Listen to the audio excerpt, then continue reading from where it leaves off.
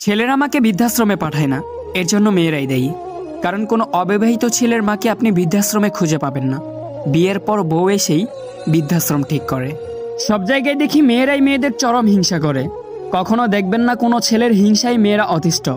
সব জায়গায় ছেলেরা মেয়েদের সাহায্য করে, সহযোগিতা করে, আর মেয়েরা মেয়েদের সাথে চরম হিংসাত্মক আচরণ করে। সংসার, অফিস, সব জায়গায় মেয়েদের প্রধান শত্রু হচ্ছে অন্য আরেকটি মেয়ে।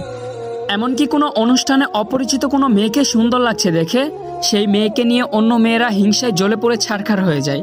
তাকে ঘিরে সমালোচনায় লিপ্ত হয়ে পড়ে বাকি মেয়েরা। মেয়েরাই মেয়েদের চরিত্র নিয়ে বেশি সমালোচনা করে। দেখবেন কোনো মেয়ে তার নিজের যোগ্যতায় যখন সবার চোখের মনি হয়ে যায়, তখন অন্য মেয়েরা তার চরিত্রে আঙ্গুল তোলে। যেমন এক অফিসে এক সুন্দরী মেয়ের প্রমোশন না হয়ে যোগ্যতা আর কাজের বিনিময়ে এক অন্য আরেকটি অসুন্দর মেয়ের প্রমোশন হয়।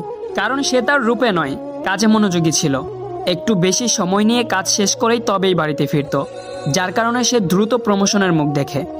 তার প্রমোশনের কারণে সুন্দরী মেয়েটার আত্মসম্মানে লাগে, তাই সে অফিসে ছড়ায় যে ওই মেয়েটা অফিস ছুটির পর বসকে সময় দিয়ে তার প্রমোশন নিয়েছে, যা তার দ্বারা সম্ভব নয়, তাই সে প্রমোশন পায়নি। এমন ঘটনা প্রতিটা সংসারেও দেখবেন। মেয়েরা সংসারের ননদ, শাশুড়ি, যা এমন কারো দ্বারাই অত্যাচারিত হচ্ছে। প্রতিটি সংসার ভাঙার পেছনে অন্য আরেকটি মেয়ের অবদানই বেশি থাকে।